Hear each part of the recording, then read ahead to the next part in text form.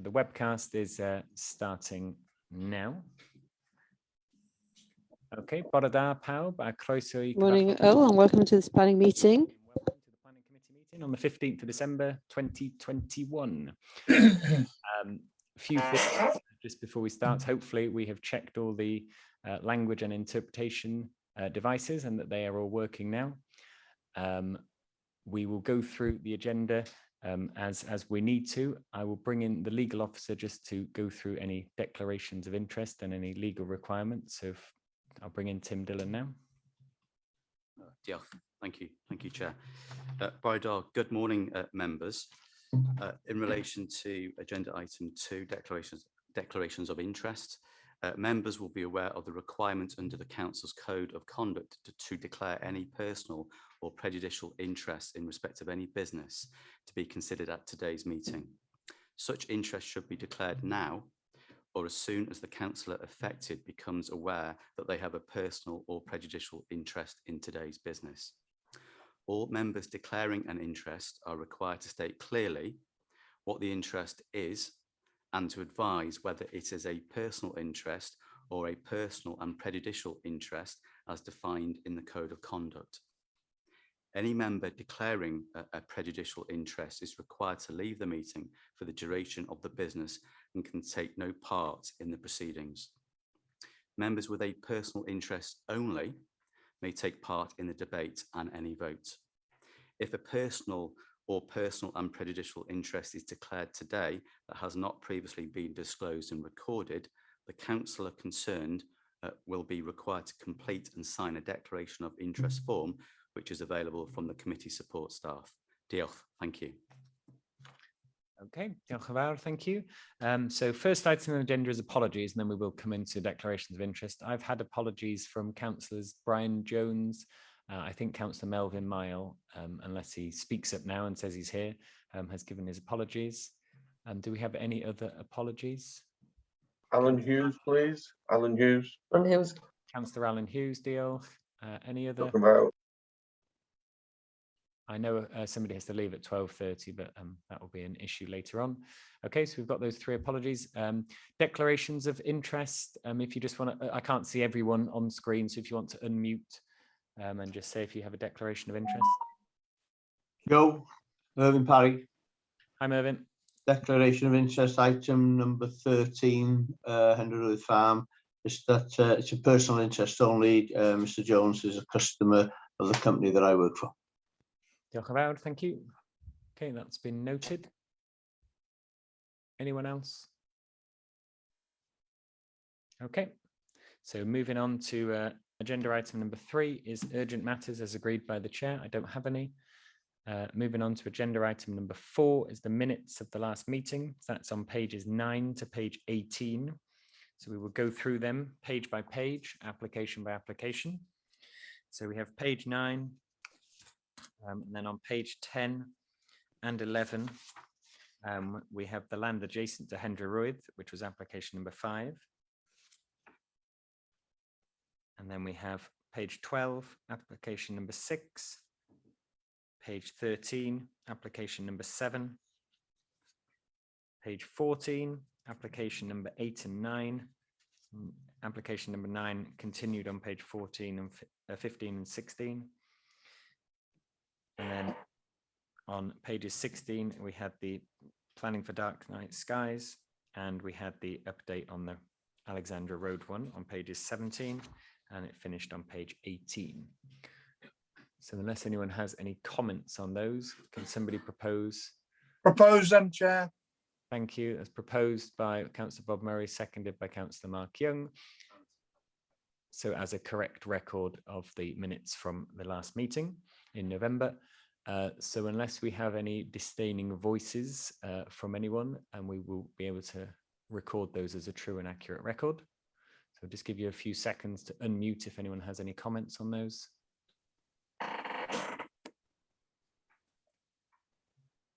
Okay, so we can confirm the minutes. Thank you.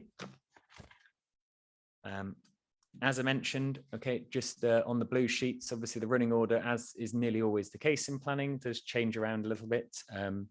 So we have the public speaker items first. Okay, so the first item is item number 5, which is on page 19 of our reports. Okay, so I'll just run through that one. The ward is Denbigh Lower. The ward members are councillors Mark Young and councillor Rhys Thomas. The application number is 01/2020/0761/PC. The change of use of land for use as an extension to the existing milk tanker storage and distribution facility. It's a retrospective application and it's a resubmission. The location is land at MAES, LLANRHAEADR Denbigh, LL16 4NG. We do have a public speaker for this, and the public speaker might just, there are, if you notice, applications number 5 and 6 are both at the same venue. They're both at MAES. They are obviously different applications, but I believe that the 3-minute speech may be covering both applications. And if so, if you could just take that into consideration when you are listening to the speech, that it will cover both applications. Okay, unless the applicant tells us anything differently in a moment. So when you are ready, Mr. Jones, you will have 3 minutes to address the committee once you've started. Okay. Good morning, councillors, ladies and gentlemen.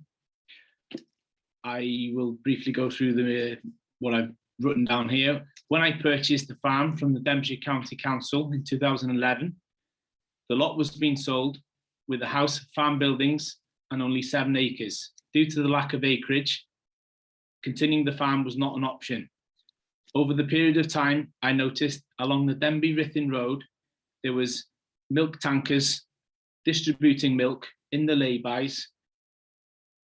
So I approached the companies to see if they was interested in putting the tankers on my farm yard in Denbigh. Little later, planning permission was granted for 5 tankers on the farm.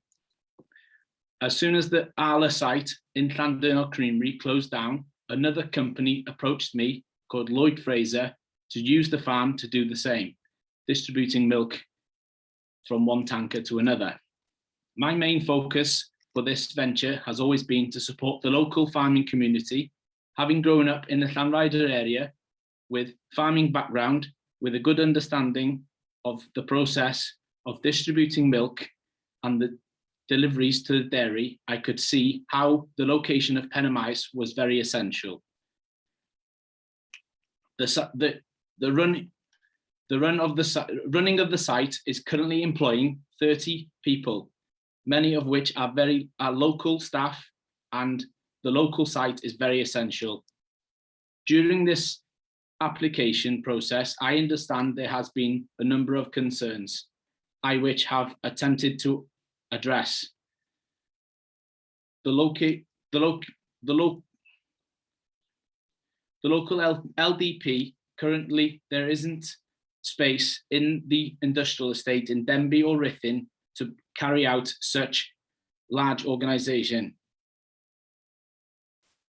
The effect of the milk transfer drainage. We have employed the Water Co, which is environmental consultants from Rhythin, to draw up a report which the Natural Resources Wales are satisfied with. They have no further comments on the application. Should there be any spillages at the site, there is a strict plan in place to manage this situation effectively. Visibility of the site. We have instructed landscape architectural plans to carry out a landscape design, I which intend to plant trees around the perimeter of the site to screen the site from any other locations. Movement of tankers, drainage, moving tankers and the drainage plan. There has been no collisions on the site. There's been no collisions on the site, as that has been raised a lot of concerns. All the vehicles have a one-way system coming into the site and out of the site, and there is a speed travelling limit of 5 miles per hour. I'm going to have to stop you there, Mr. Jones. It's about 3 minutes, 10 seconds. Okay, I would like to apologise for the retrospective planning permission and I understand how important it is these days to have an application in place, at the correct, a correct application in place. You're going to have to stop now, sorry. Okay, thank you very much. Okay, thank you very much for that. We don't have any speakers against, so I will bring in the local member. I have got a bit of information from the local member who's not on planning, Councillor Rhys Thomas, but I think Councillor Mark Young may include that in any thing he's going to say. So I'll bring in Councillor Mark Young first. Okay, can you hear me okay? Yep. Yeah, I've turned my camera off because you all froze. So happy for me to speak, Chair? Yep, go for it. Okay, okay. So we have been previously, me and the other local member, Councillor Thomas, we were previously concerned about this site, and we did have a number of complaints from local residents, and obviously Natural Resources Wales were unhappy. However, officers have produced a list of conditions which seem to answer the concerns, and the applicant, to be fair, has worked very hard to answer all these concerns. So in summary, Natural Resources Wales now no longer have any concerns. Our highways officers are not aware of any highways related safety issues in the area, but they wouldn't be opposed to a condition to ensure travel vehicles leaving the site are guided that way by signage. So I do note, and this is a question now before I can come back, Chair, I do note the following, that they recommend any proposed signage should be located within the land controlled by the applicant and the developer, and not obstruct the visibility of the access to this site. So can I just ask officers are happy that this has been conditioned well enough, and it is, and then can I come back, Chair, please? Thank you. Yep. Do officers want to come in at this point? Thank you, Chair. No, I was just checking. We don't seem to have a condition that actually tries to control the direction of the vehicles leaving the site, if that's what you refer to, Councillor Young. Okay, so is that something we could consider just on that before I go forward, please? I think we could request that they do that. I think enforcing that condition would be very difficult. The movement of vehicles onto the public highway is something governed by the public highway. I don't think we could enforce someone doing that. We could request that they do it as a note to applicant that consideration should be given to that. But I don't think it would be that enforceable. Thank you. Okay, okay. So I would like that note to go on, and if it can respond. So as the work by officers and members are now clear and favourable and the conditions are in place, and there's no issues with Natural Resources Wales, and the planning permission for this application is fixed for 5 years, I would like to go with officer recommendation on approval, please. Jock and Vow, Chair. Thank you very much. Do we have a seconder for that? I'll second that, George. Jock and Vow, Councillor Mervyn Parry. Okay, so do we have any other speakers on these items? No. Okay, so just to be clear on that one, we've got a note to applicant to add, and we're happy with that. Nodding. Yeah.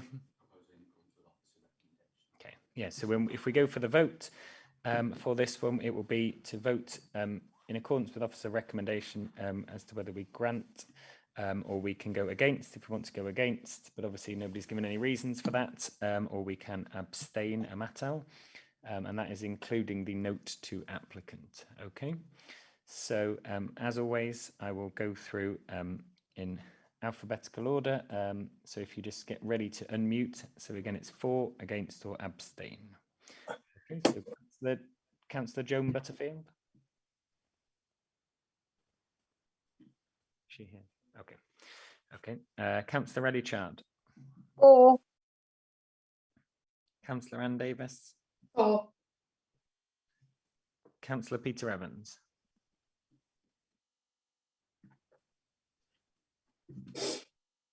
Okay. Sorry, my pen's just run out. Peter Evans in here. Okay. Councillor Alan Hughes in here. Sorry. Councillor Tina Jones. For. Cynghorydd Gwyneth Kensler. O blaid. For. Diolch. Councillor Christine Marston. For. That's 4. Melvin Miles, not here. Councillor Bob Murray. 4. Councillor Mervyn Parry. 4. Councillor Paul Penlington. Don't think he's here. No. Councillor Pete Prendergast. 4. Councillor Peter Scott. 4. Councillor Tony Thomas. 4. Councillor Julian Thompson Hill. 4. Councillor Joe Welch. 4. Cynghorydd Yswyn. O blaid. 4. And Councillor Mark Young. 4. Thank you.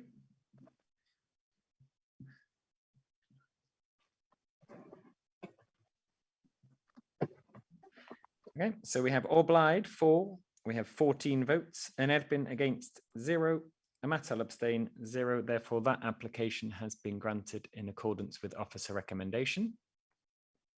Okay, we will move swiftly on to agenda item number 6, which is on page 55 of our reports. The ward is Denbigh Lower. The ward members are Councillors Mark Young and Councillor Rhys Thomas.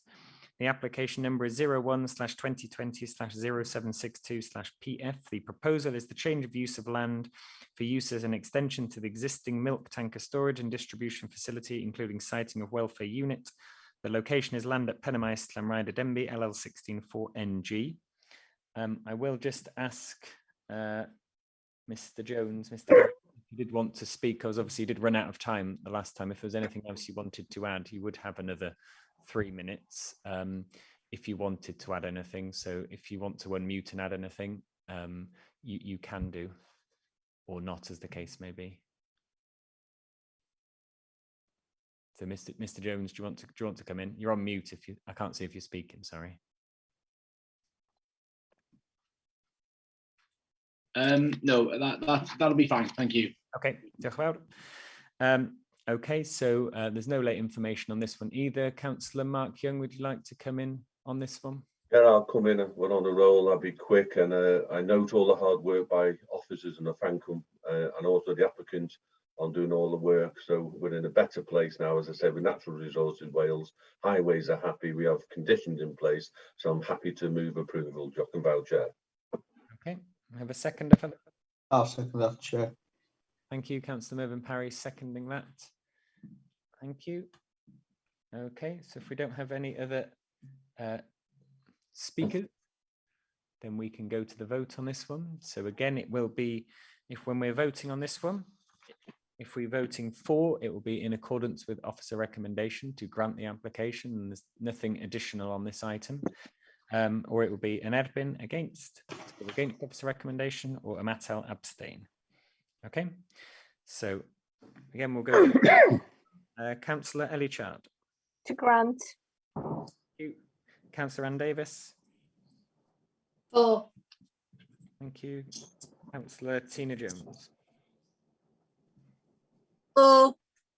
Gwyneth Kensler. O blaid. 4. Councillor Christine Marston. 4. Councillor Bob Murray. 4. Councillor Mervyn Parry. 4. Councillor Pete Prendergast. 4. Councillor Peter Scott. 4. Councillor Tony Thomas. 4. Julian Thompson Hill. 4. Councillor Joe Welch. 4. Cynghorydd Yswyn. Sorry, O blaid. 4. Councillor Mark Young. 4. Thank you. Okay, so that's 14 votes for, no against, no abstain. So therefore that application has been granted approval in accordance with officer recommendation. Okay, we are now moving on slightly out of the order of the agenda, because it's the public speaker one. So it's agenda item number 9. Let's give you a moment to find that. It's on page 141 of our reports. Okay, ward is LLANARMON and LLANDEGLA. The ward member is Councillor Martin Holland. The application number is 15/2020/1019/PF. The proposal, it's a retrospective application for the formation and alterations of existing fishing ponds, including the removal of trees. The proposed erection of 7 angler shelters to provide welfare facilities and overnight accommodation for anglers, including connection to existing septic tank and associated works. The location is FFRITH, LLANRHAEADR and Mold, CH7 4QX. And we do have a public speaker on this one. And there's not a public speaker against. It's a public speaker for. It's a Mr. Brian Lewis, who is the agent. So when you are ready, Mr. Lewis, you will have 3 minutes to address the committee. Yeah, I wish first to address the retrospective part of the application. Mr. Couch found that the existing ponds on the site needed some repair work, and he commenced the work, and as the repairs progressed, their scope escalated, and he found that the fish stock was at risk of being lost if he stopped the work. The works included plugging a considerable number of leaks, removing original land drains, and reinforcing of the banks. As soon as the urgent repairs were completed, he stopped the works and actioned this application, which consequently included enlargement of the ponds. 3 ponds on site have been restocked with coarse fish up to the value of £75,000. Turning to the removal of the trees, Mr. Couch stated that he regrets in not fully understanding his responsibility with regards to the removal of some 35 trees located on a strip of land between the ponds. The trees removed were in the main non-native species. When advised of his contravention of the regulations, Mr. Couch immediately stopped work and this application was submitted. Negotiations then commenced with the County Tree Officer, Natural Resources Wales and the Council Enforcement Officer. An agroecologist was employed and agreement was reached to plant some 1,500 native species of trees and some 130 metres of hedging around the site. Mr. Couch stated to the officers it is always his intention to replace the trees. Turning to the proposed angler shelters, the existing site has been a successful fishing business for some 12 years, with 4 years in the present ownership. Currently, there are no shelters on site, and with growing demand for improved facilities, the business wishes to meet these demands and attract additional visitors by providing shelters for anglers and their families, enhancing the experience for all. The shelters will provide tea making and toileting and shower facilities. Shelters are placed around the curtilage of the ponds. Each shelter is positioned to face into the ponds and orientated to avoid overlooking of each other. The development will make a net contribution to the family business, as well as a financial contribution to the locality. In terms of planning policy, the proposal has a low impact on its location and is appropriate in scale and nature. Views into the site are limited. The proposal will enhance the landscape and ecology and will not be detrimental to the AONB. To conclude, it is hoped that the committee understands that Mr. Couch is truly regrets his actions and that the said actions should not prevent this proposal of development of the fishery into a first-class attraction for those who enjoy coarse fishing. Thank you, Chair. Diolch yn fawr. Excellent timing. Okay, so we don't have any other public speakers on this one. So local member, Councillor Martin Holland, would you like to come in at this point? Thank you, Mr. Chairman. Can I say, in principle, as a local county councillor, I'm quite happy to support this application because I believe that it falls in line with our tourism policy. Coarse angling is a major sport, participation sport here in the United Kingdom, and it would be good for the local tourism businesses. Obviously, there's only 7 of these lodges. I believe, looking at the plans, that they will all be in tune with the environment, in other words, stone and wooden clad, and that they are not long-term accommodation. I think that is a condition that they're not used for that purpose. And that if anything ever happens to the business, then of course they would be removed or sold as a going concern. I just would like to raise a concern, though, that the Community Council and I were extremely disappointed with the fact that this was, once again, in my area, a retrospective planning application. The ponds have been considerably enlarged. I appreciate the comments that there were leaks, etc., but they have been considerably enlarged, which I, am happy to accept will enhance the business. But that between 35 and 45 trees with tree preservation orders on them were removed during that process. And I just feel that, that the applicant should have been aware that there were tree preservation orders on these trees, because when he purchased the property, I've no doubt that that was in the search that his solicitors and others would have undertaken. So in principle, Mr. Chairman, I agree with this. Just a couple of quick questions, though. Just as a matter of interest, how will the lodges be heated? I didn't see anything in there, but because they're overnight accommodation, and I'm assuming they'll be used throughout the year, I'd be just interested to know how they will be heated. 1,200 trees, I think the agent said 1,500 trees will be planted, which goes some way, I suppose, to, for the fact that we've lost 35 mature trees. But I don't think this site is that large a site. That's quite a plantation of 1,200 trees. So, from a local point of view, as a community councillor and as a county councillor, I would like to see at some stage the plan for the planting of these trees, where they will be. And just really, I want a commitment from the county that we will be monitoring the site in due course, just to make sure that all the things that we're outlining here today will be fulfilled by the applicant. So other than that, Mr. Chairman, I do support it. I think it will be good for the local community. The footfall will be slightly less than when it was a wild fowl park. So no buses, but that's not a bad thing considering the roads in this area. But I think overall, the contribution to the local businesses, shops and pubs will be a good thing. Thank you. Thank you very much.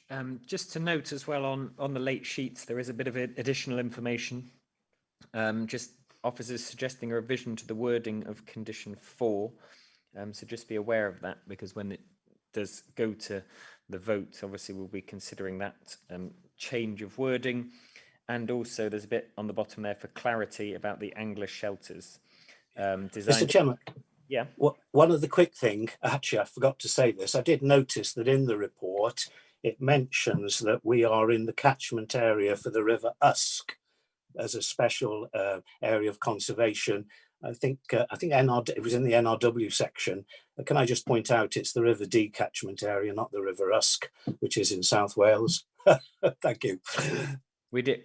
Councillor Marston already picked up on that one, so well spotted as well. Yeah, that was the one to spot on there. Yes, that has been noted already, but thank you for raising it in the committee. Yeah, so it's just saying on that one about the angler shelters, what our officers are just saying on the additional information, which is possibly quite important for us just to be aware of.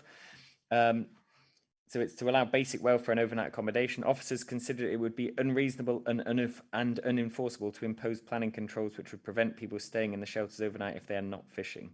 So that's just important to note, that one. Do officers want to come in on any of those points from the local member, or shall I bring in other members? Oh, thank you, Chair. No, I think in relation to the local members' request to sort of see further details of the planting, I think what we can do there is we can certainly liaise with the local member to keep them updated on how the planting's progressing. We've got a condition that's been, say, revised there to ensure that that we start following the grant of this permission. So we're starting to actually mitigate the loss sooner rather than later. Thank you. Thank you. And do you know how they're going to be heated? That was another. It might not be a planning condition. I don't know how they're going to be heated. Okay, I don't think we can go any further with that one because I don't think it's to do with us today. Councillor Mervyn Parry. Thank you, Chair. I'll just put my camera off. Just a quick one on conditions that National Resource Wales, they're showing their concerns and they putting some suggestions in conditions on page 158, 159 and 160. Are the officers happy that the applicant, confident the applicant is going to comply with these conditions? Are they strong enough Just wanting the officers' views on them, please. Thank you. Thank you, Chair. Yeah, officers, obviously, we've recommended the conditions, we put them through. We're happy that they're sufficient and that they're reasonable, they meet the test for conditions.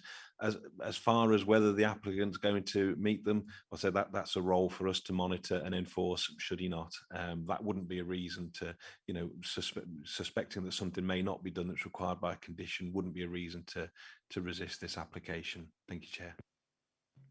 Thank you. Councillor Christine Marston. Thank you, Chair. I just want clarity from the officers. Condition 6 obviously looks at external lighting. With it being positioned in the AONB, will it bring into account our sort of adopted supplementary planning guidance for dark skies? Thank you. Yeah, actually looking at the wording, it's obviously focused more there on sort of preventing impact on the bats in the area. I think if we want to sort of, but if you read the actual reasoning for the condition, it refers to the visual amenity of the area of outstanding natural beauty. So as part of that condition, I think we'd certainly be looking to consult with the AONB to ensure that they were happy that the lighting scheme wouldn't undermine the dark skies ambition. Thank you. Okay, thank you. Let's just have a look. So I haven't got any other. Oh, Cynghoredd Emma Swyn. Yeah, thank you very much. Just to support very quickly what Councillor Christy Martin has just said now. The particular site, it couldn't be, the skies couldn't be darker than they are. There'd be shame not to enable a confirmation, total confirmation, please, with the ambition of, in terms of getting dark skies, especially in this area in Denbighshire. And I'm very supportive of any condition or any anything that can happen to ensure that that continues. Thank you. Diolch, thank you. Councillor Mervyn Parry, you've got your hand up still. Did you want to come back on anything? You're on mute as well. It's an old hand, sorry. Okay. I'll bring in, I can see Councillor, the local member's put his hand up again. What I'll do is I'll bring in Cynghoredd Gwynedd Kensler first and then Councillor Martin Holland. Okay, so Cynghoredd Gwynedd Kensler. Thank you very much. Could I just more of an explanation about the phosphate? Trying to find it in the paper now, but what is that? I've not seen that in a planning application before. Okay, thank you. I think it's a new thing. Yeah, thank you, Chair. I'll try and do a brief response on this one. Basically, phosphates have become an issue now in many parts of Wales, as they already were in England. The issue is that phosphates from sewage is even through Welsh water systems and through land drainage, etc., are getting into the rivers, such as the River Dee. Even at this distance in the River Dee, they're getting in and they're causing a problem for its status as a special area of conservation. So there's a new consideration now about trying to prevent any development that may result in additional phosphates getting into the River Dee. In short, this application, officers, NRW, the applicant, they've concluded that the actual amount of additional phosphate from this site is unlikely to increase above what the potential already is on that site. The way that we look at it is that instead of increasing the numbers, we're actually just looking at they're changing the range of facilities that are available there as opposed to intensifying the use as such. So we've concluded that in this instance, phosphates can be screened out of the proposal. But as far as phosphates as an issue, that's possibly one for another day that may take several days, to be fair, to go through at this point. Thank you. Diolch, thank you very much. Yeah, diolch fawr iawn, diddorol iawn. Thank you very much. Very interesting. Becoming an issue in a lot of Llangollen applications as well, which are obviously. So you probably will see more of it in future planning applications.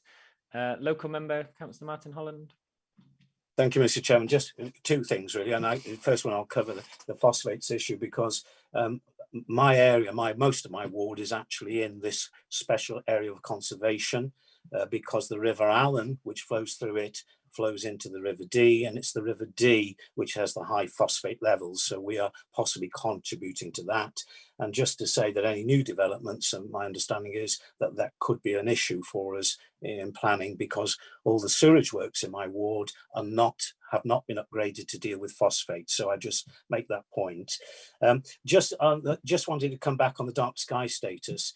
One of the reasons I didn't object to this not just being for angling, because I think actually there's golden opportunities for businesses in the area, because we have dark sky status virtually in this ward, and certainly up at FFRITH there's a golden opportunity to perhaps look at dark sky tourism as well as angling. So I just put that point in. Thank you. Okay, thank you very much. We've had quite a few speakers on this. We haven't had any proposal or anything as yet. So does anyone want to, Councillor Christine Marston? Can I propose, Chair, that we go with officer recommendation to grant this application? Okay, diolch yn fawr, and that's Second, please. the slightly revised wording of condition number 4. We happy with that in the late reps? Yep. Okay, so that's been proposed and seconded. I don't see any other speakers on this item. So if we're happy, we will go to the vote. And again, just to be very, very clear with this, this is to, if we vote for or oblige for this one, is to vote in accordance with officer recommendation to grant the application alongside the slight amendments, change of the revision of the wording in condition 4 that's on the late rep sheet. Obviously, there's the option to go against or abstain as well. Okay, so we will go to the vote. Councillor Ellichard. For. Councillor Ann Davis. For. Councillor Tina Jones. For. And Hollyth Gwyneth Kensler. Obliged. For. Councillor Christine Marston. For. Councillor Bob Murray. For. Councillor Mervyn Parry. For. Councillor Pete Prendergast. For. Councillor Peter Scott. For. Councillor Tony Thomas. For. Julian Thompson Hill. Chair, I had to step out to answer the bell, so I missed a small portion of the debate, so I'll abstain. Thank you. Councillor Joe Welch. For.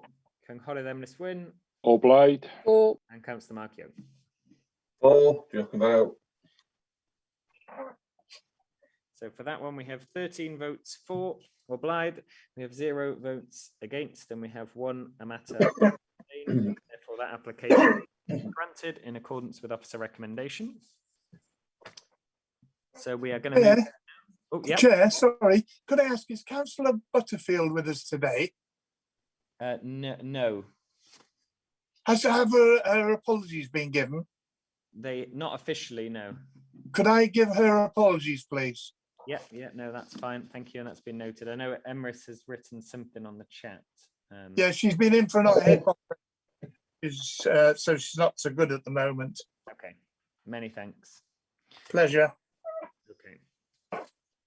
So we are moving on now to agenda item number 12. This is on page 243 of our reports. And it's a slightly different one, so you have to bear with us as we sort of go through all this one, just to make it very, very clear as to what we are discussing today. The application number, so it's page 243 of our reports. The application number is 47/2020/0593/PF. It's the former RHYL Rugby Club, Wine Road, Rhuddlan. The local member is Councillor Christine Marston. The application is for the development of land to form a holiday park, including the conversion of existing clubhouse to form a reception building, erection of new clubhouse building, bunkhouse building, 7 holiday pod accommodation units, 23 2-bedroom holiday lodges, 7 3-bedroom lodges, and 7 4-bedroom lodges. Works to existing access, formation of internal pathways, 2 wildlife ponds, parking, landscaping, and associated works. And it's the former RHYL Rugby Club, Wine Road, Rhuddlan. And just before I bring in the public speakers on this one, which I think we have a public speaker for and against. Again, this is, if we just look, it's come through as agenda item 12 after the other ones, because This report relates to a planning application which has been called in for determination by Welsh ministers prior to planning committee making a formal resolution on the application. But obviously it's being heard here today as well, which offers, once we've had the public speakers, I think officers can come in and just give a bit more meat on the bones as to exactly what we are discussing today. So we have a public speaker against and a public speaker for. So the public speaker against will go first, which is Sophie Edwards. So when you are ready, Sophie Edwards, you will have 3 minutes to address the committee. So I'll just start when you start speaking. Okay.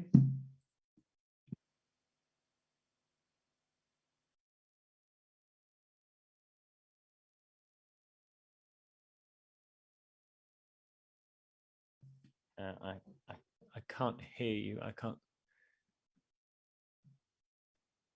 see where. Is she on video? I can see she's on. I'm not sure. Oh yeah, I can see her.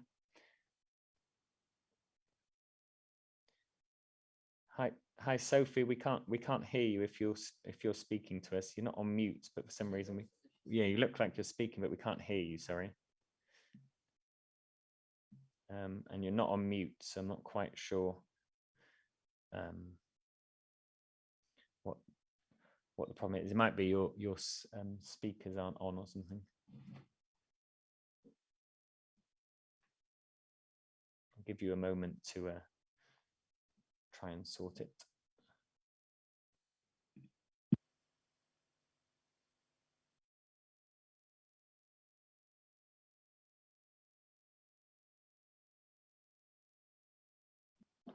No, we're not hearing anything.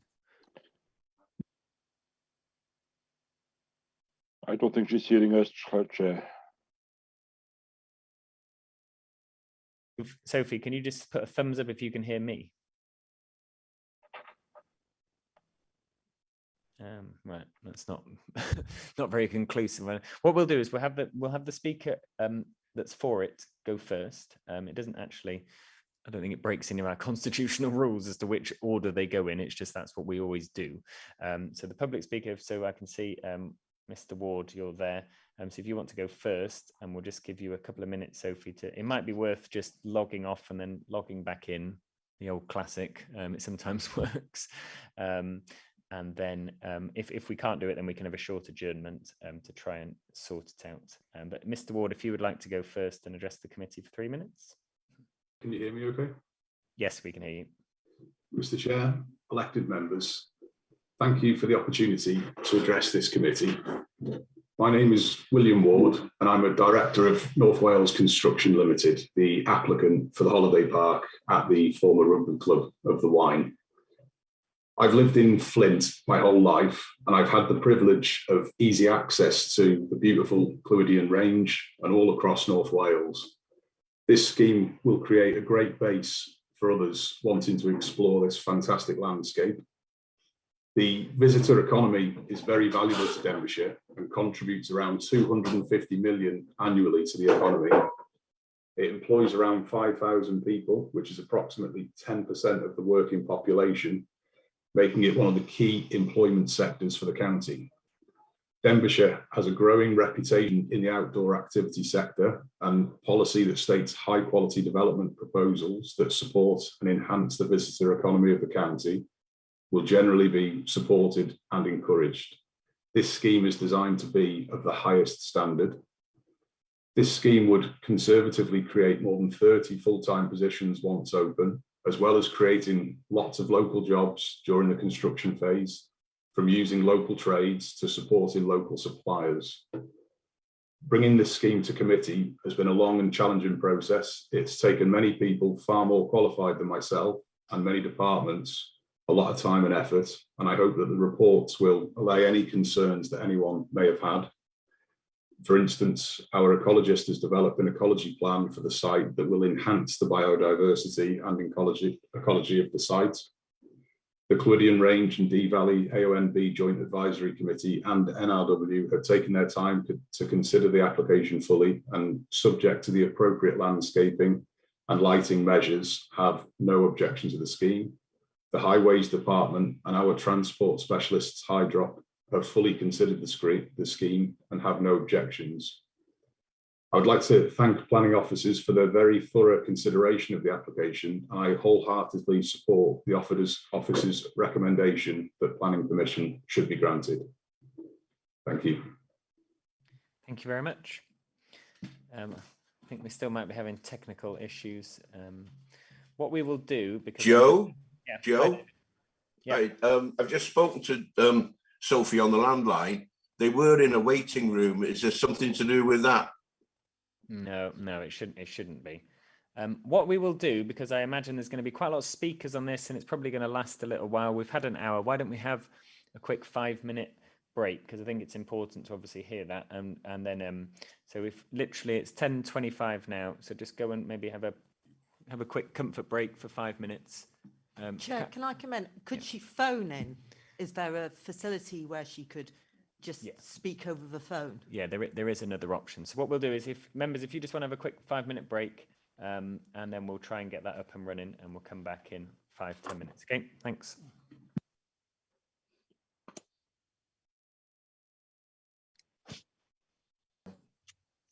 And just be reminded that any comments that we put in chat or anything, they can be, if they pop up on the screen, then they will be viewed on the webcast. So there's nothing obviously wrong with anyone's comments so far, but just to remind people that those comments can come up as a public document. Okay, so we've had the public speaker 4.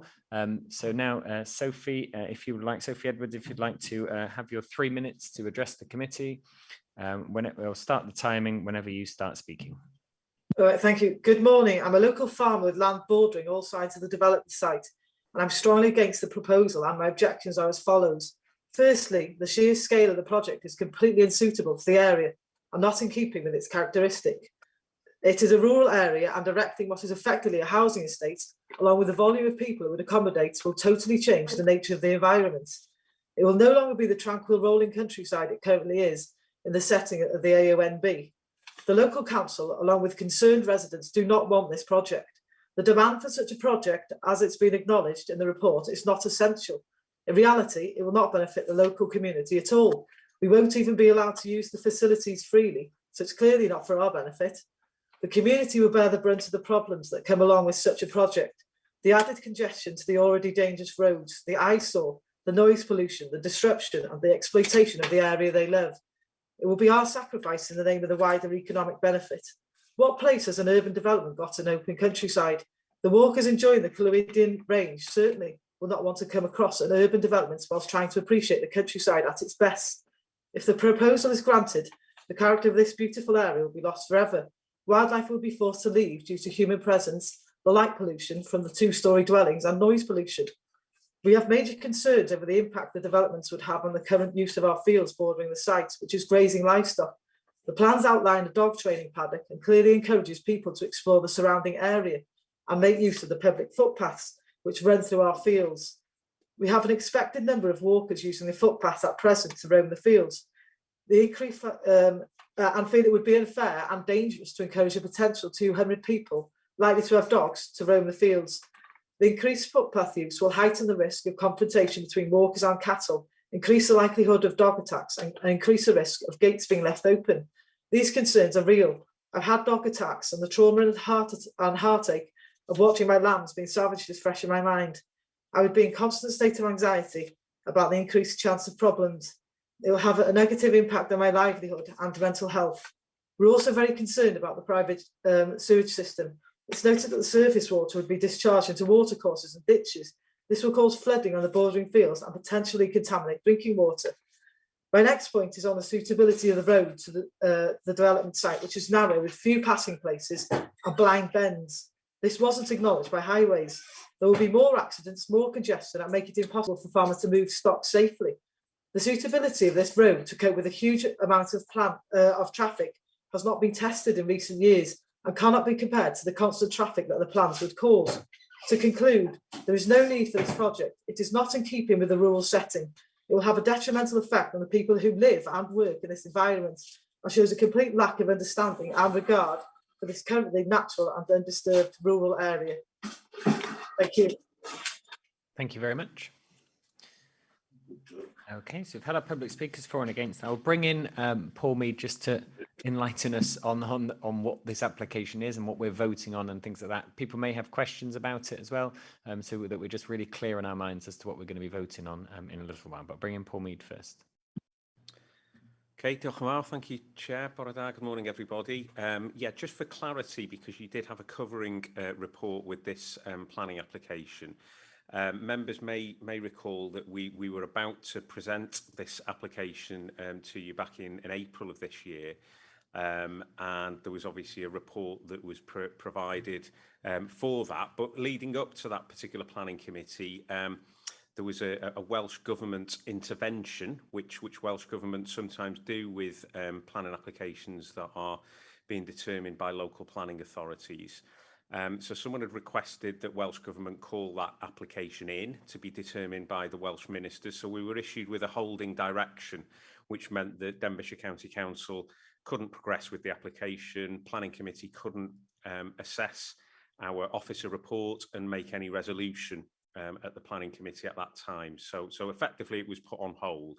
We subsequently heard from Welsh Government that they felt as though this particular case was presenting issues that were of a wider than local importance. So their reason was that it was a case that was wider than local importance, and therefore they decided to call the application in, which effectively means that Welsh Government take over the decision-making process on this planning application.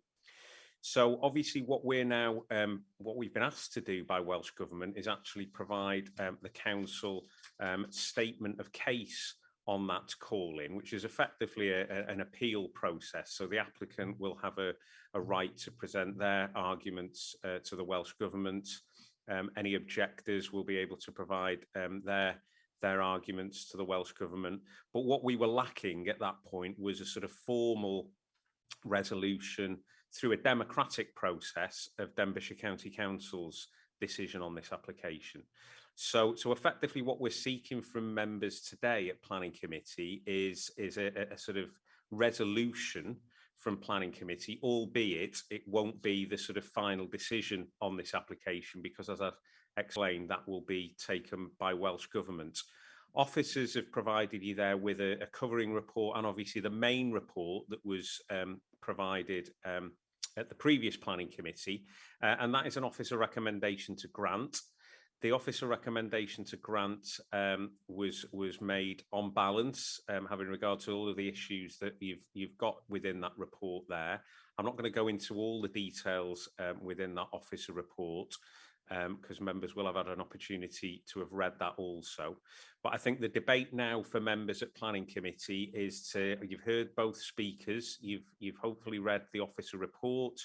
What we're looking to do now is to present information to Welsh Government from Denbighshire County Council to assist them in their determination of their called in planning application. So hopefully that's a little bit clearer for members as to what we're doing today. Thank you, Chair. Thank you. Yeah, I mean, from our point of view, from my point of view, we're sort of treating it like a regular application. We will need material planning reasons if we want to go against officer recommendation, and we'll have a vote on it. Members will get the same vote, and that's what we'll put forward. There was a site visit for this, and I know the members on the site visit will want to speak further to it. So I think as the other member on there, I think if I just say a little bit about the site visit. There's a few of us attended, as you will see on the late sheets. Okay, myself, Councillor Christine Marston, Cynghorydd Awr Roberts, and Councillor David Williams were there, along with a couple from the Community Council. The site visit was called by the local member, Councillor Christine Marston, and we looked at obviously the actual site itself. We looked at the road, so the actual highways and the visual impact, also from when you're actually at the site. There's some mountains around and some open access land upon mountains, and we looked at whether they would have an impact or not. And then we looked at the actual size of the place. I walked down the highway as well to just look at the length of the visibility as well, and we looked at that and discussed that at length. So that was basically why the site committee meeting was held, and I'm sure other members who were there are going to want to speak on this item anyway. You'll also see on the blue sheets that there's some additional information, and I know members have ask some questions about that with regards to some of the comments by a member of by somebody else sort of saying that the officers are supportive of this before it had obviously gone through the application process. And I think it's just important to note what the officer notes are there, because obviously there was a pre-application inquiry, which is where some of that information has come from. So if I bring in local member, Councillor Christine Marston, do you want to come in first? Thank you, Chair. Yes. The former RHYL Rugby Club site is positioned in open countryside on the WAEN in the setting of the A&B and the Office Dyke footpath, halfway between RHUDDLAN and RHYL on the B5429. This application is for a very large luxury holiday accommodation comprising of holiday pods and lodges, collectively comprising of 102 bedrooms. With the bunkhouse at capacity, the park could sleep 228 persons. Officers report that the proposal does not fall into LDP holiday accommodation policy PSE 12, which concentrates on static caravans, chalets and pods. Their argument is that the policy refers to accommodation that can be moved. No reference is made to the 7 pods, but focus is given to the lodges that are deemed to be built in situ. Policy PSE 12 of the LDP prohibits new static caravan sites. That is reiterated in the Council's adopted supplementary planning guidance entitled Caravans, Chalets and Camping. The explanatory text to policy PSE 12 states that for inland rural areas such as this site, caravan development, particularly static caravans, of which the proposed lodges fall within, the statutory definition of can be intrusive in the landscape and damaging to the character of the rural area. Officers' recommendation is in stark contrast to a planning application that came to committee in March 2019. The Llyn development of 0.3 hectares, siting of 24 holiday lodges, that application was refused and upheld on appeal due to its non-compliance with PSE 12, which does not permit static caravan lodge sites. This decision was also upheld on appeal to the Planning Inspectorate, where the Inspectorate concluded that the proposed development is unjustified in its countryside location and would run contrary to local and national planning policies. As an authority, we must be seen to be consistent in our decision-making following our own local development plan. Officers give more weight to the local development policy PSE 5, which concentrates on the support of tourism and commercial development for the benefit of a wider county. This is a misinterpretation on the policy that is designed to support local and rural communities. If the development is supporting a wider regional economy, surely it is an indication that the scale is far too big and inappropriate for the location. Currently, the site has a D2 use class, which is sport and recreation. This classification could be brought back into recreational use without planning permission. This is true, but is largely irrelevant as the scale of a proposal now under consideration goes way beyond its existing use. Limited weight should be given to the existing D2 use, as the playing fields will be lost and covered with buildings. The officer report states that the large scale of development is accessible as it is visually contained and has a semi-urban character. This is incorrect. The site is in open countryside. The former rugby club site is surrounded entirely by agricultural land. The actual site is 3.8 hectares, nearly 10 acres. 82% of the site is classed as 3A good quality agricultural land, and according to Planning Policy Wales 11 notes that the land is best and most versatile and justifies conservation as a finite resource for the future. It should not be built on. With the accompanying tourism report, officers conclude there does not appear to be evidence supporting the need or demand for holiday accommodation of this type proposed in the specific location.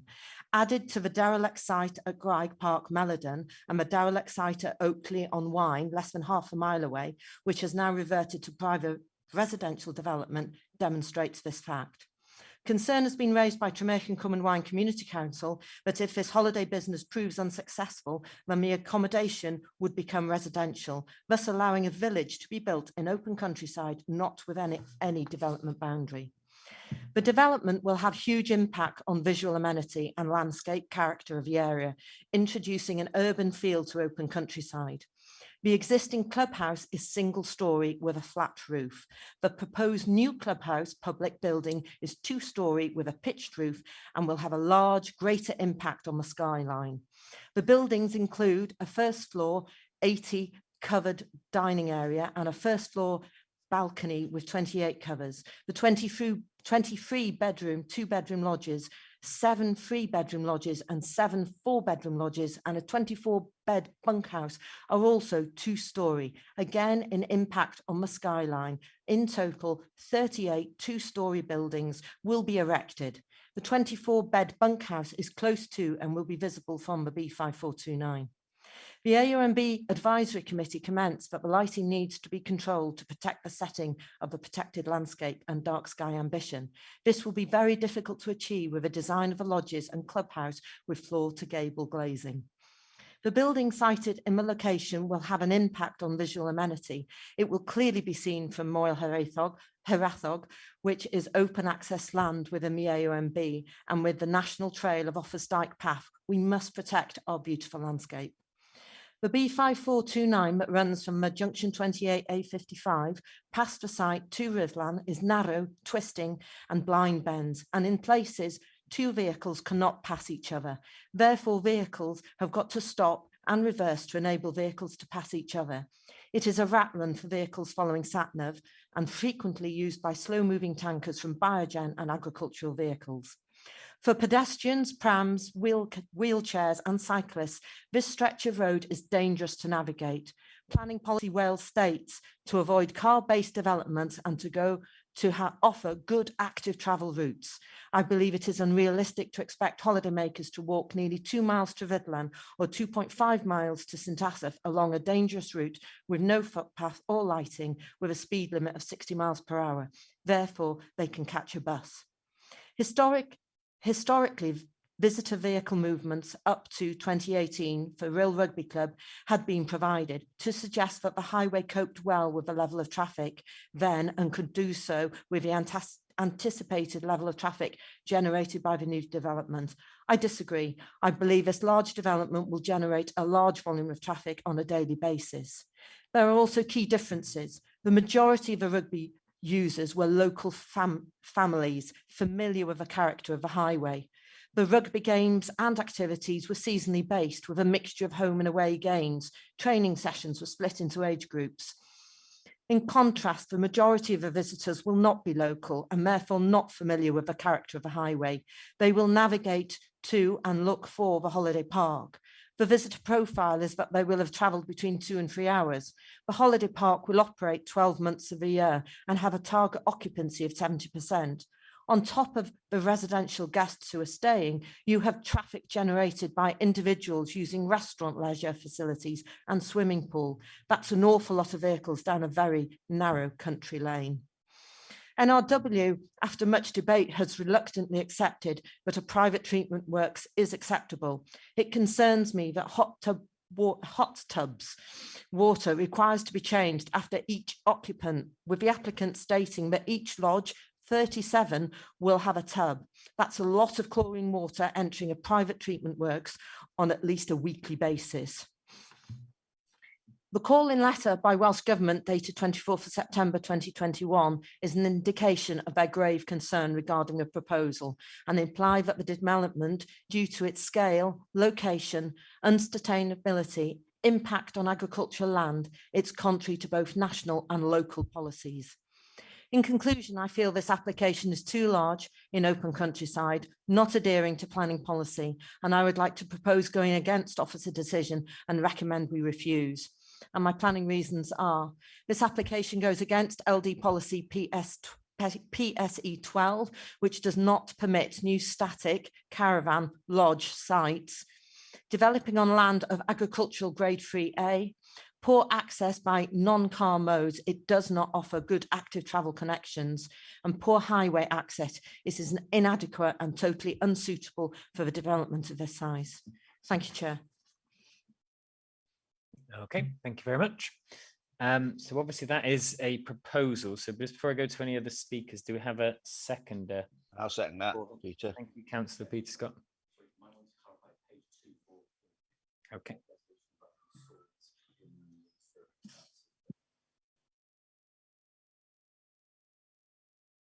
Yeah, that's fine. Yeah, I can read those two. So just so thank you, Peter Scott. That's been seconded. And we'll obviously, I know there's other speakers, so we're not going to be going to the vote anytime soon. So don't worry. If you want to speak, yeah. So just on page 244, what the actual resolution we're being sought is. So if I just run through that, because it is a slightly unusual one, members are requested to take a vote on the following options and to make a resolution on the content of the council's statement of case. So we can either resolve to support the grant of planning permission in accordance with the previous offer recommendations set out in the committee report presented to the April committee and use the committee report as the basis for the council statement of case, or we can resolve to support the refusal of planning permission. Members are advised that grounds for supporting the refusal of planning permission contrary to officer recommendation would need to be clearly stated to inform the statement's case. So obviously that's what Councillor Christine Marston has gone for option B on that and given her reasons, and we can come back to the reasons. Officers have got those, I think there were 4 reasons there to digest and come back to possibly in a little bit on that, and that's been seconded by Councillor Peter Scott. I know there are a number of speakers that want to speak, so I will bring them in the order that they raised their hands, I think. So I've got Councillor Ann Davis first. Diolch yn fawr, Mr Cadeirydd. Most of my concerns have already been raised. However, as this site is in proximity to the Rhuddlan boundary, I would like to mention the concerns I have regarding the access to this site from Rhuddlan to RHYL. Although the has been upgraded in the last few years, it remains very narrow. There is no footpath, and I actually attempted to walk along this road yesterday. There is nowhere to escape from fast-moving vehicles, so I turned back. It's very dangerous, really. And in many places, as Councillor Christine Marston said, it's a single access, which means that if you're approached with another vehicle, usually now, just possibly one, you have to reverse to purpose-made lay-by, which is just for 1 car. But if we have many cars coming towards each other, this will cause huge congestion along this road. And very importantly, the safe access for emergency vehicles along here.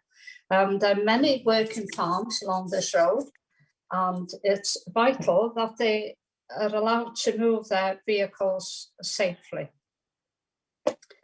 If this application is granted, it will have a detrimental effect on the livelihood of these farmers. And of course, as has been mentioned by the speaker, affect the mental health of these farmers. Diolch yn fawr. Thank you very much. Okay, so Councillor Bob Murray.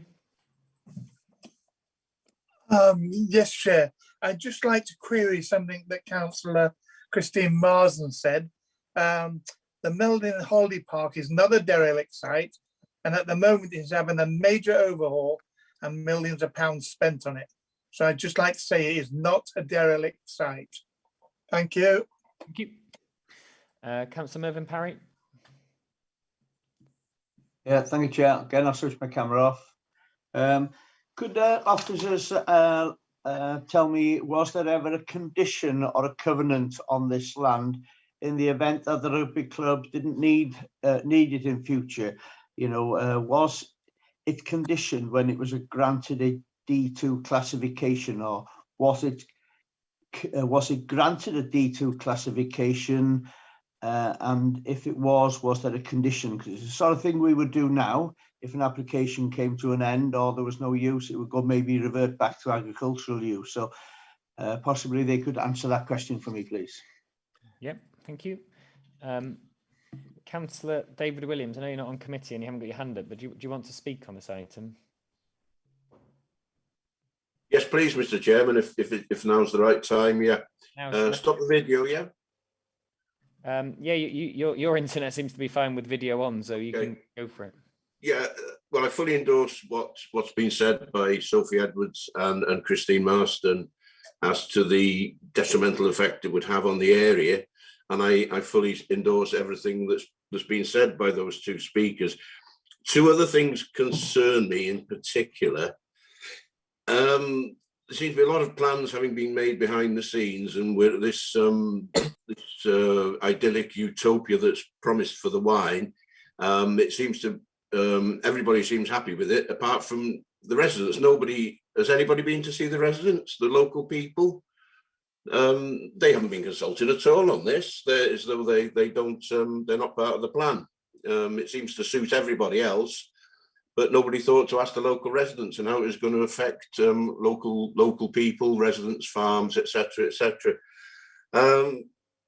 But I think probably the most troubling thing for me is that it seems very, very unfair on the planning committee and on all of us really, that by some of the correspondence we've received, the implication, and I say implication, is that the financial stability of the rugby club depends upon this going through. Now, that is not fair, because we all wish the rugby club well, and indeed any sporting clubs in the area, of course we want them to do well. But to use this, the implication is clear that they're depending on income from sponsorship, apparently, of this new site.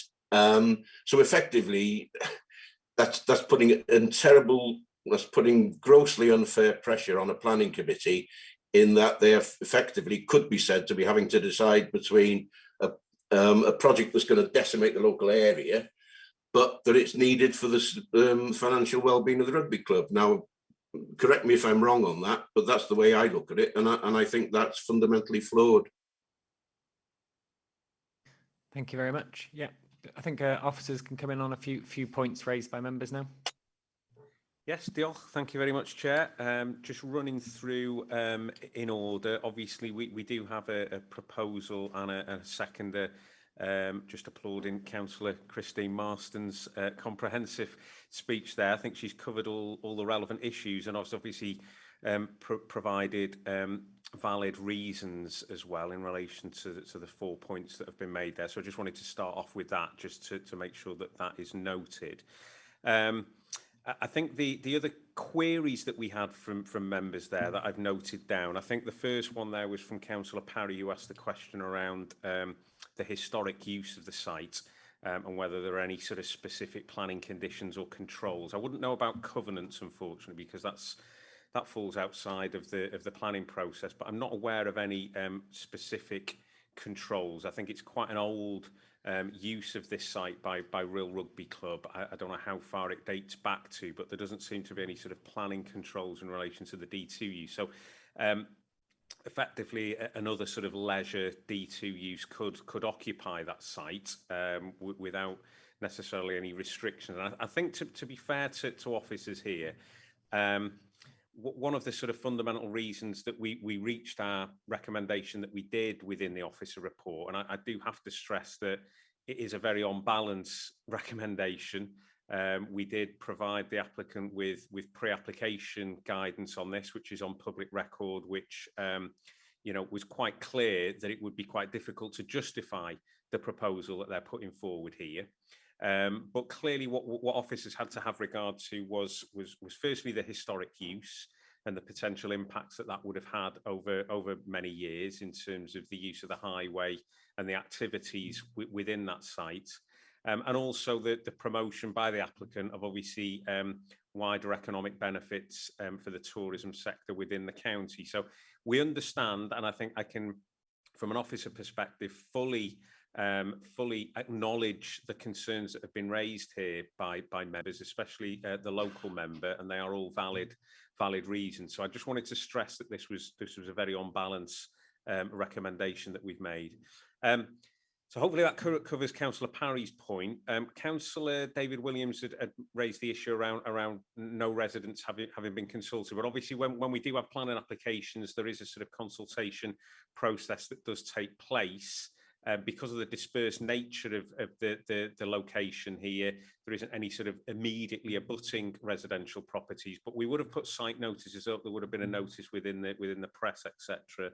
And I think finally, the final point that was raised there about the connection with RHYL Rugby Club and the letter that's sort of been received more recently from Mr. Greenwood. I think I just want to sort of highlight what the sort of issues were in relation to that, because clearly the RHYL Rugby Club were looking to relocate into a site in RHYL at the Tennewydd Fields. Tennewydd Fields was obviously a council owned site. So I think the relocation of RHYL Rugby Club to RHYL is a sort of separate issue to this. What that then triggered was clearly RHYL Rugby Club looking for some sort of alternative use for their site in the WAEN. So clearly that process went through the pre-planning application inquiry stage, where a number of people actually contacted the local planning authority to ascertain what might be an acceptable reuse of the leisure site on the WAEN. So we've provided, fairly careful and detailed responses to pre-application inquiries, and one was for this particular proposal, and that was outlined, and that there was clearly policy concerns regarding this use, and that there would need to be justification put forward by the applicants, which they've tried to do. So it's quite an on-balance decision, an on-balance recommendation. I think where we are with the debate now is quite right, that we're having these issues raised. Happy to answer any further questions on that, but we obviously, as officers, we note the proposal and recommendation from Councillor Christine Marston. Thank you. Thank you. Yeah, no, that's very, very clear. Councillor David Williams, did you want to come back on anything there? You're on mute, so just unmute. You're still on mute, David. I think Mervyn was before me. I don't know, do you go in order or? Oh, it's all right. You go for it. It's all right. I can see. Okay. Yeah. I just on what Paul said there. Yeah, I fully agree. I know the history that we're and that what a marvellous site RHYL Rugby Club have got in Tennewydd Fields, and full marks to everyone that was involved with that. I really do wish them well. I go and watch games there, as I go and watch North Wales Crusaders in Colwyn Bay Rugby League that I know Mr. Greenwood's involved with. No problem at all with that. My reservation is that there is this, it hasn't been addressed, there is this underlying implication that sponsorship is going to be forthcoming if this goes ahead, and that the financial, should we say, well-being of RHYL Rugby Club is by implication is dependent on this. Now, correct me if I'm wrong, but that's the interpretation I get from the letter. And if that is the case, then it is wholly unfair on a planning committee to have to make a decision which could be deemed as detrimental to RHYL Rugby Club. And that's my point. And it hasn't been addressed, Mr. Chairman. Okay, yeah. Thank you, Chair. Just coming back to David's point there. I mean, I think what the planning committee is going to have to do is it's going to have to make a resolution here based on the planning merits of the proposal. You've got to disregard any connection with the new RHYL Rugby Club in RHYL, albeit you've received a letter from the person that's involved. But it can't be a consideration for members here. I'm agreeing with Councillor Williams here. You shouldn't be put under pressure from a separate use on a separate site and a separate business to be dealing with the proposal that's before you today. So I just wanted to sort of emphasise that I'm in agreement with what Councillor Williams is saying on that point. Thank you. Yeah, I think that is an important point that we as members need to make sure what we're making the decision on, because yeah, we do have these from time to time where things are related to other things and we can't take them into consideration at planning committee. So as much as we might want to in other forms of life, but we can't in a planning committee. Okay, so I haven't got any other hands up. We've had obviously the reasons for refusal, which we're happy with. So thank you for those. It's been proposed to, so the proposal by Councillor Christine Marston was for that option B on page 244, which was to resolve to support the refusal of planning permission. So again, I'll just be very, very clear how we're going to vote on this one. So if you vote or blide for, you'll be voting to go with officer's recommendation to which would be option A, to resolve to support the grant. So again, it's as we always do it. Okay, so if you go for, you're voting to grant, to resolve to support the grant of planning permission. If you vote against, then that would be going with Councillor Christine Marston and Councillor Peter Scott to resolve to support the refusal of planning permission. And obviously there's the option of abstaining as well. Okay, so hopefully everyone is very, very clear on that. Okay, and we will go to the vote. And we'll go Councillor Ellichard. For. Okay, so that's 4 to support the grant of planning permission. Councillor Ann Davis. Against. Against. Diolch. Councillor Tine Jones. Against. Thank you. Cynghorydd Gwyneth Kensler. Yn erbyn. Against. Councillor Christine Marston. Against. Against, just so we can all hear that on the webcast. Thank you. Councillor Bob Murray. Against. Councillor Mervyn Parry. Against. Councillor Pete Prendergast. Against. Councillor Peter Scott. Against. Councillor Tony Thomas. Against. The Julian Thompson Hill. Against. Councillor Joe Welch. Against. Cynghorydd Emrys Wyn. Yn erbyn. Against. Mark Young. Against. Thank you, and hopefully I haven't missed out anybody. If I have, just shout before I call out the results.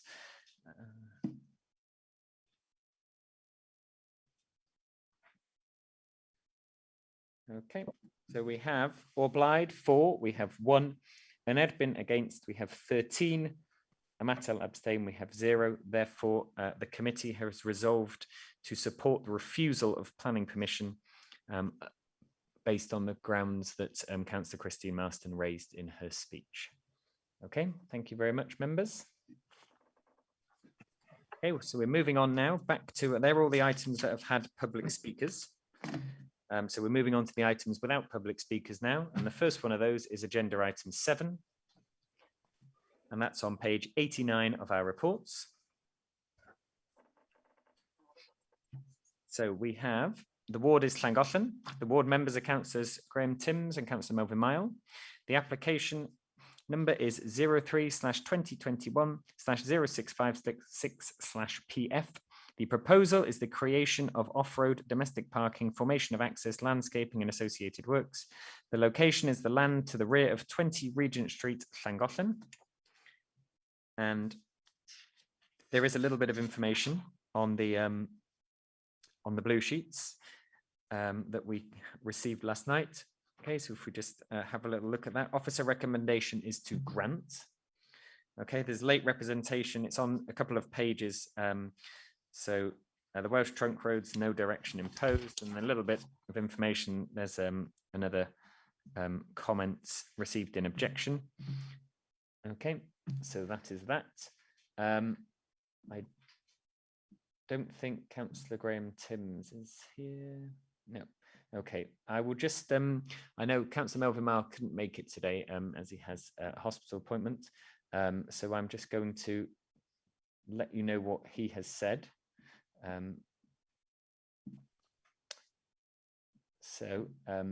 This is what Councillor Melvyn Mile says about the application. Okay, so I'm just reading this out on his behalf. He says, initially he was worried about the application, especially regarding the highway access, but that obviously now seems to be okay with the officers and the work that's been done. And the conservation officer seems to be now fine with it as well, as there is a pillar being added to strengthen and give symmetry to the wall. A concern for Councillor Mile would have been that the material used in the building of the gate, he wants to make sure that it's of a good quality, that it will not deteriorate quickly, and also just wanted to know how the gate will open, just to get the detail on that because it's on a sloping hill. But again, I think whilst there are some objections, parking is a huge problem for the residents of Llangollen, that he will support the application. Obviously, he won't get to vote on it as he's not here today, but that was what he wanted us just to know from his local members' point of view. And he would like to have, if possible, some input onto the actual material the gate is used for, but he said it's not crucial. But if that was a possibility for local members to be involved in that. Okay, do we have any other speakers on this item? Anyone want to propose anything? Anyone got any comments? I propose we grant this application, Chair. And I'll second. That's proposed by Councillor Mervyn Parry, seconded by Councillor Mark Young. Officers, got any comments on that? No. Okay. So we will go to the vote. We've obviously got another application on this coming through straight away after the application number 8. But yep, number 7 now. Okay, so again, this one a little more straightforward in terms of our thinking. So it's going to be obliged for if we going with officer recommendation to grant. Against would be going against officer recommendation, and Amato abstain obviously as an option. So Councillor LLANRHAEADR. Obliged. Thank you. Councillor Ann Davis. For. Councillor Tina Jones. For. Councillor Gwyneth Kensler. Obliged. For. Councillor Christine Marston. For. Councillor Bob Murray. For. Councillor Mervyn Parry. For. Councillor Pete Prendergast. For. Councillor Peter Scott. For. Councillor Tony Thomas. For. Councillor Julian Thompson Hill. For. Councillor Joe Welch. For. Cynghoredd Emys Wyn. Obliged. For. Mark Young. For. Okay, so that's 14 votes for, no against, and no abstain. Therefore, that application has been granted in accordance with officer recommendation. So moving on to agenda item number 8, which is the same location, but I'll just read it out as well because we need to have the vote on this one as well. So it's on page 119 of our reports. The ward is Llangollen. The ward members are Councillors Graham Timms and Councillor Melvyn Mile. The application number is 03/2021/0748/CA. It's a conservation area consent for the demolition of a boundary wall to allow the formation of access and off-street parking. The location is the land to the rear of 20 Regent Street, Llangollen. There are no public speakers on this. Again, the public reconsultation.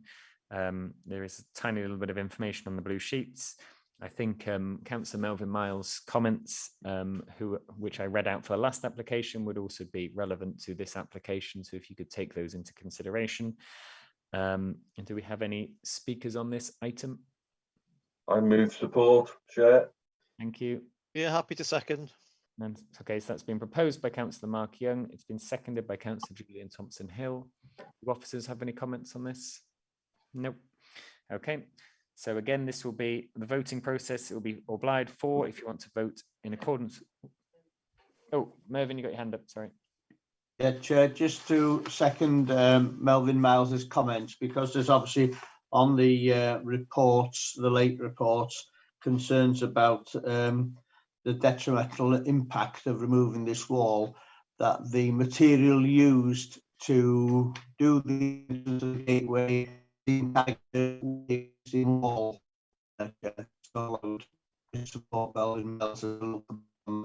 you. Yeah, thank you. I think we got that. Yeah.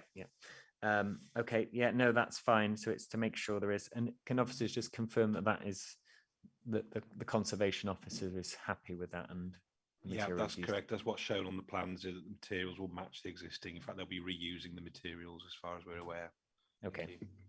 So obviously that should cover all that. Thank you. Okay. So again, going to the vote, it will be obliged for to vote in accordance with officer recommendation to grant, an admin against to go against officer recommendation, and then abstain. Amato is obviously an option as well. Councillor LLANRHAEADR. To grant.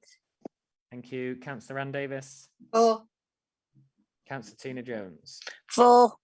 Cynghoredd Gwyneth Kensler. Applied. For. Councillor Christine Marston. For.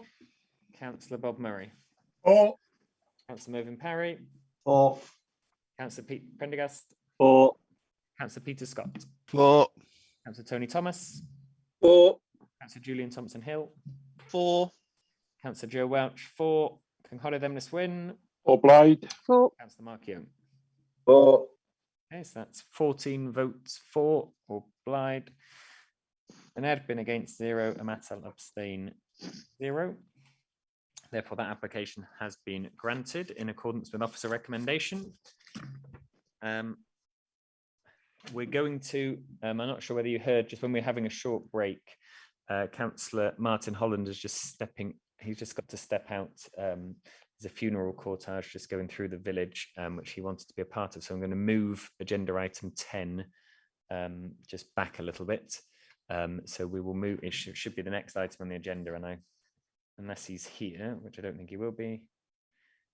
He's online, but his camera's not on, so I imagine he's just nipped out for that 15 minutes. So we're going to go through agenda item 11 first before we do agenda item 10.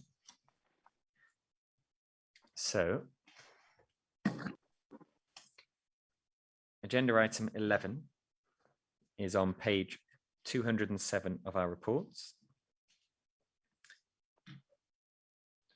The ward is DYSERTH. The ward member is Councillor David Williams. The application number is 42/2021/0729/PF. The proposal is the demolition of existing pop-in shop and change of use of agricultural building to retail use, formation of new vehicular access, provision of car parking and associated works. The location is the pop-in shop and agricultural building Cum Road in DYSERTH. So there is a little bit of information on the blue sheets. It's on the second to last page and the last page. The officer recommendation is to grant on this one. There's obviously no public speakers. But I'll bring in the local member if you want to come in, Councillor David Williams. Thank you, Joe. Can you hear me? Yep. Yeah. Okay. Maybe just to begin with, possibly a little late in the show, but do I need to declare an interest in that the applicants are landlord, but Rudden Estate are landlords of this farm? We've been here over 140 years, but they are the landlords. So does that need to be declared? Yeah, it's probably worth just declaring a personal interest. Okay. Okay. Well, having done so, if I'm still allowed to say a few words, yeah. I fully endorse it. This proposal. The shed. One of the correspondents, I believe, said that it was a new building that was only built. This shed was only built when the road was widened. Well, I can assure you, the shed was re-roofed when the road was widened, but that shed's been there since Adam was a lad. I remember the 1950s, it was there then. The cattle used to shelter in it. So it's a neighbouring field to ours. It's a building that could be put to good use. The old pop-in is clearly too small for any worthwhile retail outlet, and it seems an ideal, seems to be an ideal opportunity to make use of a building, because when I was a child, people said it's overdevelopment. Well, there was the pop-in shop, there was Gwalior stores opposite, and there was a working farm over the crossroads. These have all gone, and this would be a new retail outlet, which I think would be good for the village. So basically, in a nutshell, I'd like to support the proposal. Thank you. Thank you very much. Do officers have any comments on this one? Is it all quite clear? Officer recommendation is to grant that. The local members obviously spoken. Councillor Christine Marston. Thank you, Chair. I just would like reassurance from the highways. It is on a bad corner. It is on traffic lights. The entrance to this proposed new retail shop is quite close to the traffic lights. There's double yellow lines, people park opposite. It just concerns me. Are you creating a bit of a problem? Can you reassure me? Thank you. Councillor Mike Parker, here he is. Morning, everyone. I thought I got away with that today. Initially, we had concerns were raised with the proposal to utilise existing access, but following a speed survey and other consultation that's been undertaking, the site access was moved. We also looked at the historic use of the site as the pop-up shop, which I understand could open again without any permission. So we consider this would be beneficial to remove that, move the access away from the junction.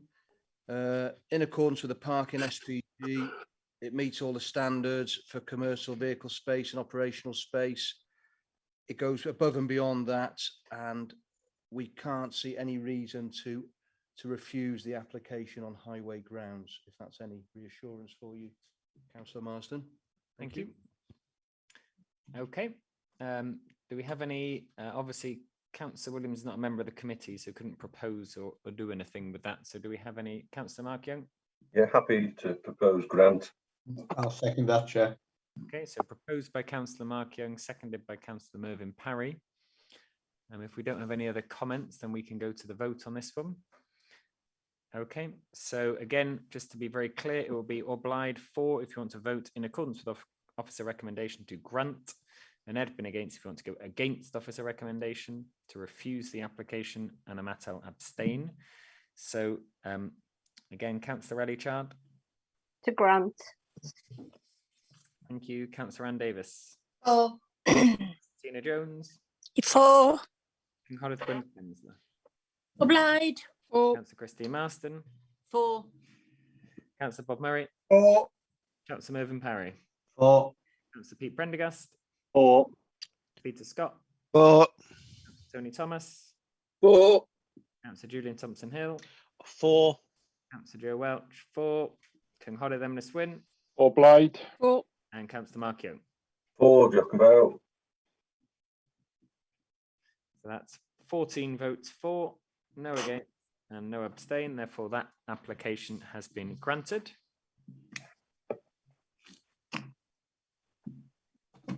Okay, we've still got 2 items left. I have said to Councillor Martin Holland, that I'd be happy to move his agenda item 10 back to the end, so we can do agenda item 13, unless there's any issues with officers with that one. Okay.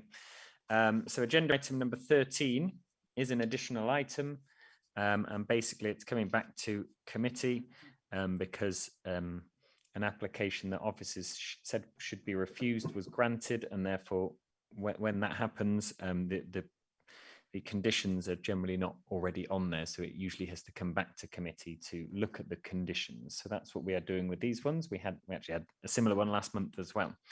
Okay, so if I just it's on page 319 of our reports. Okay, there isn't any late information. So the conditions are obviously contained within the main agenda item of this. So on pages 319 all the way up to 323. So we do need to again look at those conditions and take a vote with them. Okay, so if I just read out on 1.4 on page 319, okay, this report seeks members' approval on the conditions to be imposed on the planning consent. So basically, I think if we just have any comments on those conditions, and then officers can come back on as to why they have been raised, or if people are happy with them, then we can have a proposer and a seconder and go to the vote on it. But we do need a formal vote on this item. Okay, I can't see any. Can I propose we accept these conditions, Chair? Yep, that's fine. Thank you. That was Councillor Mervyn Parry, seconded by Councillor LLANRHAEADR. I can see your hand up there. Okay, so the conditions are on there. Do officers have any comments on these? No. Okay. Okay, yep. So there will be all the conditions contained within those within the main agenda item. So there's obviously quite a few of them. I think there are 10 conditions. Yeah. Okay. So if we go to the vote on this one, we again it will be to vote obliged for, to vote for all the conditions. It will be an Edbin against to go against the conditions, and a Mattel abstain obviously as an option as well. So Councillor LLANRHAEADR. For. Councillor Ann Davis. For. Councillor Tina Jones. For. Conchordd Gwynth-Kensler. Obliged. For. Councillor Christine Marston. For. Councillor Bob Murray. For. Councillor Mervyn Parry. For. Councillor Pete Prendergast. For. Councillor Peter Scott. For. Councillor Tony Thomas. For. Councillor Julian Thompson Hill. For. Councillor Joe Welch. For. Conchordd Emrys-Wyn. Obliged. For. And Councillor Mark Young. For. Okay, we have 14 votes for, 0 against, 0 abstain. Therefore, those conditions have been approved by the planning committee. Okay, so we now have one item left, which is agenda item 10, and we will go through it. And hopefully Councillor Holland will be able to join us at some point. So we will go through that anyway. So it's agenda item number 10. And it is on page 177 of the reports. The ward is LLANARMON and LLANDEGLA. The ward member is Councillor Martin Holland. The application number is 17/2019/0698/PC. The proposal is the continuation of use of land and retention of building in connection with dog kennel use. It's a retrospective application. The location is TYDDYN, GRAIG, LLANDEGLA, WREXHAM, LL11 3BG. There is a little bit of information, I think, from memory. Yeah. There is a little bit of information on the blue sheets. Okay, on the second to last page, the officer recommendation is to grant with this one. But again, the officers, just if we look at the late notices, late reps, officers would like to suggest an amendment to conditions 4 and 5 to ensure that, as the building already appears to be being used by dogs, that the acoustic fencing is erected in a timely manner. So the suggested amended conditions are there for you to see. The acoustic fencing shown within 1 month of the date of this consent. So again, there's just a few little wording changes there. Okay. The local member, let me just see, Councillor Martin Holland, are you there or not? No. Okay. Does anyone else have any comments on this one? Okay, Councillor Peter Scott. Thank you, Chair. It's only on behalf of Martin. I think Martin was a little bit concerned that although the site is used for dogs, although they didn't have planning permission at the time, they'd been granted a licensing from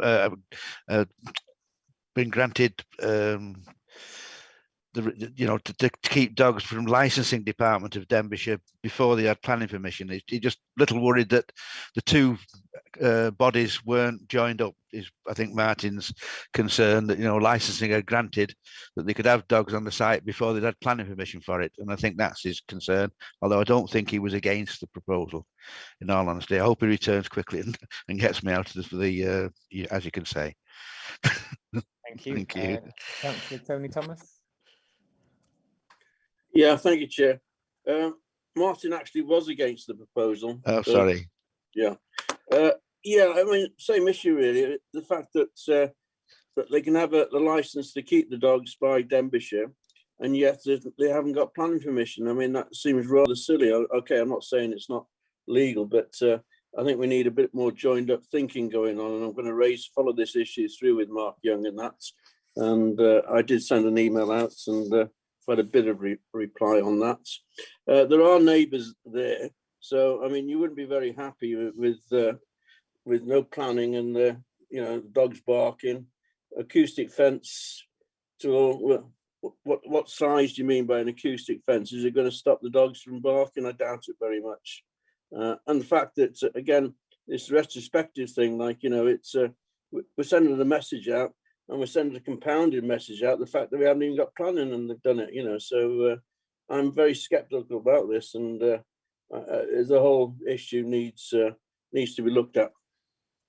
But I would be in favour of I would recommend that we refuse it.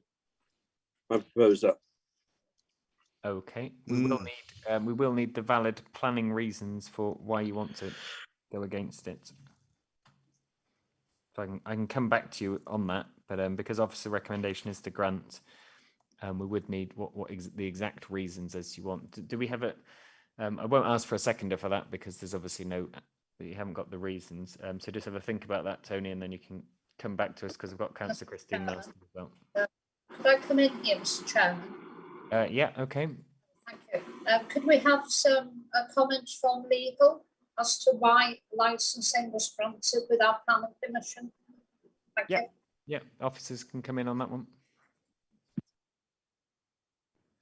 Thank you, Chair. Yeah, we're just debating here who's going to take that question. It's obviously very hard for us in the planning section to then comment on how another section does its work, but obviously we don't want to be working in silos. I think unpicking the history of this, that the dog breeding at the site has actually started a number of years ago, and originally it was started within the existing house. So it obviously started small scale, and they had a license granted at that point the feedback we've had as part of this application from licensing officers is that the animal welfare, which is what the license is really looking at to control, is to ensure that animals' welfare is okay. They've said that from that point of view, the welfare of the animals is really high. So that's why they have no objections at this point to granting a license for dog breeding. There's obviously a point in the history of this site where they've expanded the business to that point where they've already got a license for dog breeding, but then they've expanded to require an additional building, and that's where we come in. I think that's where there's this sort of confusion about how far they've gone with a license without planning permission. It's not ideal, admittedly, because we, as an authority overall, we should all be sort of communicating and liaising, but it doesn't always happen. And in this instance, there definitely seems to be a clear picture that the site has actually just grown, and that's why they've had a license in place and then later on required planning permission. I hope that helps. Yep, thank you. Okay, yeah, Paul Mead's just going to come in. Sorry, just to add to that, yeah, just obviously for a bit of clarity. I mean, we are Planning and Public Protection Service. We do liaise with each other. We're not saying that there isn't communication that goes on between the relevant officers here. I think Paul Griffin's giving you an explanation here as to, you know, the two distinct legislative processes here, aren't they? So the question has to be, has someone got a license for something that needs planning permission? Well, if you breed in dogs on a small scale from your residential property, it might be that there is no change of use that needs planning permission. Clearly, what then has happened is that this business has expanded to erect a building within the grounds, which is what you're dealing with today, which does need planning permission. So I think we just need to be very clear here in relation to people can apply for licenses for certain things that might not necessarily need planning permission. So I think going back to Councillor Tony Thomas's original point, I think Paul Griffin's given you an explanation there that in this instance, it sounds like they'd got a licence for dog breeding from the licensing committee for something that didn't need planning permission because it was operating on a small scale from their residential property. Now we're dealing with the planning application. Hope that's a bit clear. Thank you. Yep, thank you very much. Councillor Christine Marston. Thank you, Chair. One of the conditions that you've cited is to look at the sort of lighting, but no external lighting should be installed. But I note on the pictures that accompany the report that clearly there are sort of outside spotlights. And I think it is rather naive to think that you're looking at animal welfare and not having sort of external lightings to potentially look at the animals at sort of night time with shorter nights, particularly in the winter. So that does concern me. Again, it's situated within the AOMB. We're trying to protect our dark skies. That sort of particular aspect does concern me. Thank you, Chair. Thank you. And the local member is back just in time. So I'll bring in Councillor Martin Holland. Do you want to come in? Thank you, Mr. Chairman. Just to say that in my village, it's a tradition if there is a funeral and a cortege that we all turn out. And it's fair to say that this morning there was a very large turnout for this particular funeral. So I'm grateful to you for allowing me to putting this to the end of the committee. I thought actually it would take you a little longer to get through the other items. So there we go. Just to say, Mr. Chairman, TYDDYN GRAIG, I should say, this only came to light because I drove through this particular hamlet before COVID and noticed a large concrete block building situated in a field. And when I asked one of the neighbours what it was, she said it was dog kennels. That it had been built for dog kennels. And I, at the time, said, well, I hadn't seen any planning application for this. So I reported it to the council, and the enforcement team did get involved. And some 2 years later, we now have a planning application for this particular building. I did catch the comments there because I have spoken to planning officers about this, about the issue around the licensing of such premises. And when I reported it nearly 2 years ago, it was pre-COVID, I did actually, when I put the phone down to enforcement, I did ring licensing to say, have you been granting any licenses for dog kennels in the LLANDEGLA area? To which I was told, yes, we have, and we've been out there, inspected it, and we're happy to grant the license. So I just want to clarify that point. And I would say here that there is an issue for us, because if we're working in silos and we're not asking the question first, to me, the first question on the licensing application should be, do you have planning permission for this? And if they don't, then that's a showstopper. It stops until they get planning permission. So I just want to make that point. You know, the other side of the coin is why this is retrospective again, yet another retrospective application in my ward. And you know, you ask the question, why do we go through a planning process? We go through a planning process for a number of reasons. One, you know, what's the type of the building? Where is it situated? What impact will it have? And what's it going to be used for? And what's happened here is that we've actually granted a license, and there are dogs now in this particular venue, but nobody has had the opportunity until now to actually raise any concerns about this development.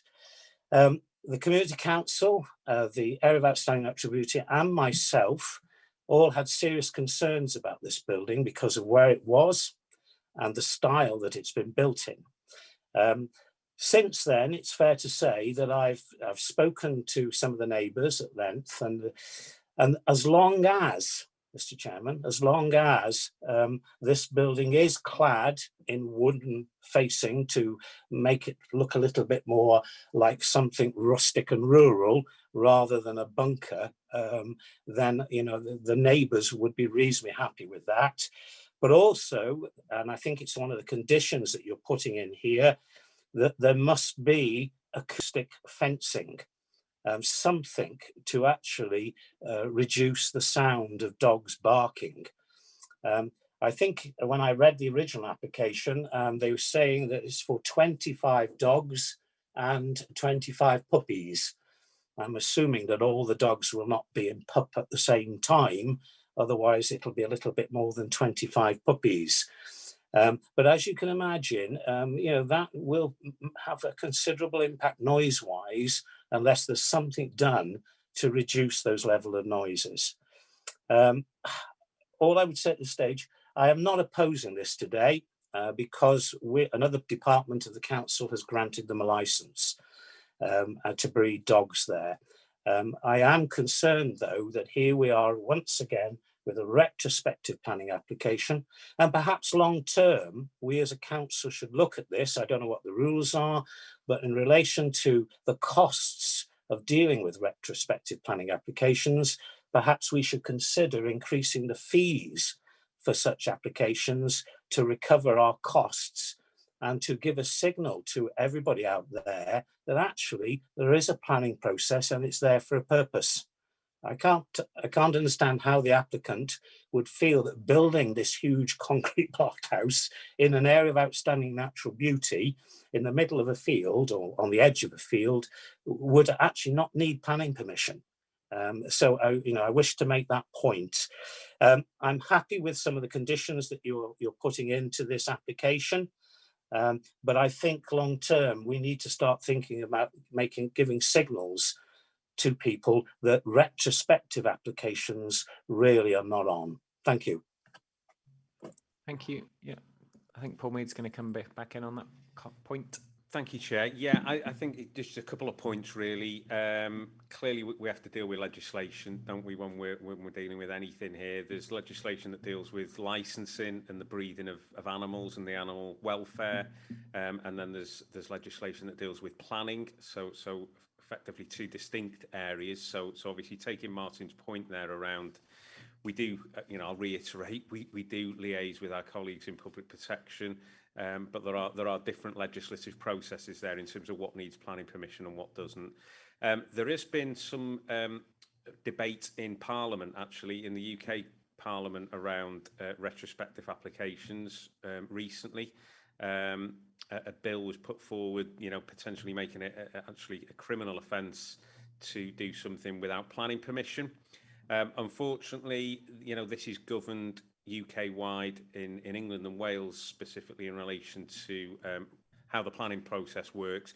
So Denbighshire County Council couldn't unilaterally undertake anything that would change that by way of increasing charges for retrospective applications or dealing with retrospective applications differently to any other council in England and Wales. So until, unfortunately, there's legislative change or government change that would bring that in, we are governed by the fact that whether it's a retrospective application or not, we have to deal with it on its merits in the same way as we would any other application. Thank you, Chair. Thank you. Cynghorydd Gwyneth Kensler. Diolch yn fawr iawn. Thank you very much. In English. Isn't it, to nurseries for children, you can have a license without necessarily having planning permission. I do have my concerns, I have to admit, especially when you hear horrendous stories about puppy farms, and the fact that this is retrospective does raise concerns with me. Diolch. Diolch yn fawr. Councillor Christine Marston. Thanks, Chair. Just can officers clarify on the lighting, the external lighting, and also can we give some sort of time frame to sort of complete all these works? Clearly the building looks very unfinished. You look at the sort of pictures of the dogs woofing in the framework. It all looks very higgledy-piggledy. Can that be tidied up? Can planning have a role to address all of that? And ditto with the cladding along the walls. Can we give the sort of applicant a sort of time frame just to sort of encourage them to get all this done, all tidied up, so it is looking a lot more sort of visually nicer? Thank you. Thank you. Yeah, we can certainly do that. I think we've put some timescales on the suggested conditions on the blue sheets in terms of the fencing, etc. But certainly in relation to the detailing of the building as well, that's something that we can impose. Thank you, Chair. Thank you, Councillor Mark Young. Yeah, thank you, Chair. I'm not going to bark up the wrong tree or hand members today. I'll be brief. And with a retrospective application, there is a risk. And there is a risk to all, although we may not be able to deal with it, there is a risk to the applicant, and we shouldn't forget that. So you should never assume, and I would always say to people, don't risk it and don't complain if it doesn't go the right way. But today I'm happy to support this, looking at the conditions, and I do note that the welfare is very good on site, but I'm happy to support, so I'll recommend that, Chair. Okay, so that's a proposal to support. Do we have a seconder for that? I know there's other speakers, but just do we have a seconder for that one? Councillor Peter Scott, thank you. Okay.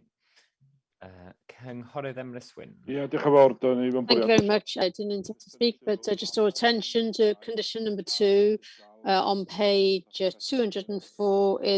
It says, and in English, the external walls of the building hereby approved shall be finished in timber cladding in accordance with the approved plans within 3 months. So there is a time scale, that time scale is there, and that's very important because it doesn't look very nice. Could I also, I agree entirely with Councillor Marston Holland about the nature, the retrospective nature of this application, and also that there's something else of sync here. Maybe we could have this agenda on the matter on the agenda at a future meeting for us as members to be able to at least start the process of lobbying governments in Wales or the UK about having change to this law. Thank you. To this, yeah. Yeah, thank you very much. That's clear. Councillor Christine Marston, there is that 3 months for the cladding. Are you happy with that time frame? Okay. Okay, Councillor Martin Holland, you've still got your hand up. Do you want to add anything? Yes, please, if I may. I hear what Paul's saying, and we got the guidance from the planning officers is always, good to hear. The only question I raise though is that from good practice, this is not a legislative issue. This is something that Denbighshire could do, and this business of working in silos. If the licensing forms that are completed, if the first question is, do you or have you got planning permission for this particular issue? And if it comes back no, then at least you guys in planning are aware that this is even going on, because I don't think you certainly weren't aware until I reported it, and licensing had already been out and seen this particular development. So I think, you know, for best practice for us, and the reason I'm not calling for this to be rejected today is because if it went to an appeal, if I was the applicant in this particular case, I'd be saying, well, actually, there's another department in Denbighshire who granted me a license. And so that's why I'm not forcing this one. In the past, Paul, I've taken your advice, especially on things like, caravan parks, extending the life or the opening times of caravan parks. And if you remember, I did move that at one stage, that I didn't want to see a particular caravan park having its annual year rental extended to 12 months. And when you told me we'd already granted that and half a dozen other caravan parks in Denbighshire, I saw no point, because if it would go to an appeal, then we'd have lost it on an appeal and it would have cost us money. So, I'm looking just really for us to have better processes internally, and so that we can actually save ourselves some money. But also, I think we do need to get the message out there that retrospective planning applications are not the way we will work in Denbighshire. And so we do need to look for ways of improving, yes, and if we need to lobby members of Parliament or the Welsh Assembly, then I'm happy to do that, because those people who pay the fees up front and go through the proper process, why should they do that if we've got people coming forward who are actually then asking for retrospective planning permission? And that's the issue. We've got to be giving the right signals to our residents and others, and especially people moving into the area. And I will just forewarn you that I'm in touch with Adam on a regular basis with other things that are going on in the ward, where things are being developed when they shouldn't be, without planning permission. And we've got a loss of income here. If it doesn't come to our attention, there's a fee lost to the planning committee, and we're going to be talking about budgets at the end of this week, and we do need to look at these things. Anyway, I've had my say. Thank you very much for listening. Cheers. Well said, Martin. Well said. Okay. Chair, can you just respond quickly to that, please? Go on, Councillor Young. Yeah, okay.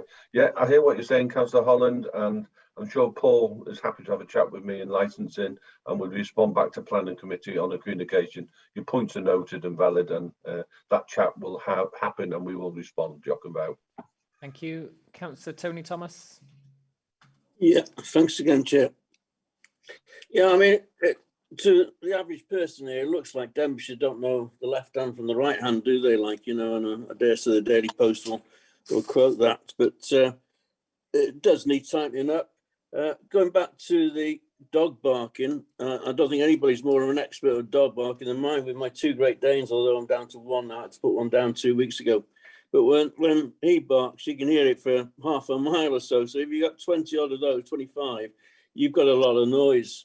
And I can see that the sound surveillance team are going to be brought into action on this sometime in the future. So obviously I'm not going to get support for my refusal, so I might as well withdraw that. But I think that this is an issue that's going to come back. The fact that they've put a concrete building in the AONB without planning permission, and we seem to accept that they can get away with it. It just goes against the grain for me completely. And I'm definitely going to follow this issue up with Mark. And yeah, for sure. I'm not happy, but I'll have to withdraw it, won't I? Thank you. Okay, thank you very much. Okay, so do officers want to come in on anything, or are we happy? No, just echoing what our lead member, Councillor Mark Young, said there. Happy to have further discussions in relation to any sort of internal processes. I think the wider issue around retrospective applications, I think it's MPs, members of the Senate,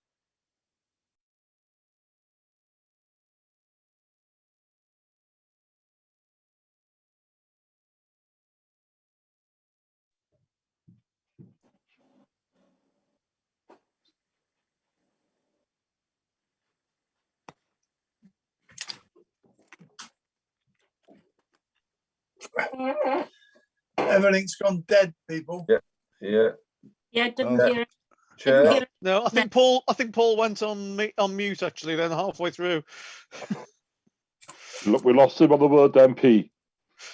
Members of the Senate. Have we got half of Senate?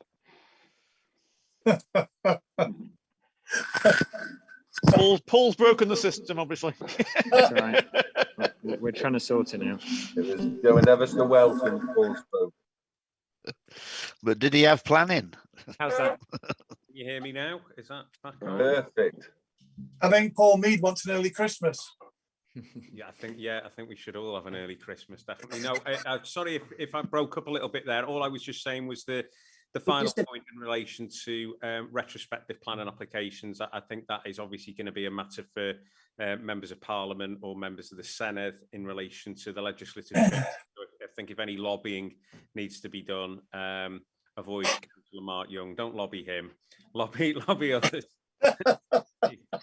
Okay, thank you. Yeah, I think our frustrations have been noted on numerous applications today. Okay, so going to the vote, it'll be Orblyde for if you want to vote in accordance with officer recommendation to grant the application, and Edwin against if you don't. If you want to go against it, or Amatel abstain. Okay, so Councillor Ellichard. For. Councillor Ann Davis. For. Councillor Tina Jones. Against. Cynghorwyr Gwyneth Kensler. Amatal. Abstain. Councillor Christine Marston. For. Councillor Bob Murray. For. Councillor Mervyn Parry. For. Councillor Pete Prendergast. For. Councillor Peter Scott. For. Councillor Tony Thomas. Against. Councillor Julian Thompson-Hill. For. Councillor Joe Welch. For. Cynghorwyr Emma Swin. Oh dear. Yn erbyn. Against. And Councillor Mark Young. For. Okay. So we have 10 votes for, 3 votes against, and we have 1 abstain. Therefore, that application has been granted in accordance with officer recommendation. And that's it. It is 11:59. So with that, I wish you Nadolig Llawen, a blwyddyn newydd dda. Yeah. And hope you all have a nice, safe Christmas. Yeah. Nadolig Llawen. Nadolig. Nadolig Llawen. Thank you, Chair. Thank you. Hello.